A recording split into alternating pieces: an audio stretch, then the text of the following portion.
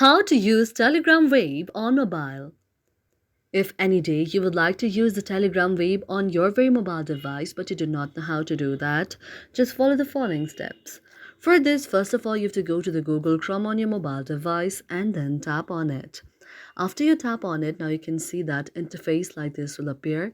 Now what you have to do is you have to go to the search icon and then you have to search Telegram Wave. Now when you search the Telegram Wave, you can see the interface like this. Now you have to tap on the first option of the Telegram Wave. When you tap on the option of the Telegram Wave, you can see that an interface like this will appear. Now here you have to tap on your country and your phone number and then go to the option of next. You can also log in by your QR code of your Telegram, and after you do it and go to the option of next and take on your right credentials out here, your Telegram Wave will be launched on your very mobile. Thank you for watching our video, and if you really like it, do not forget to subscribe our channel.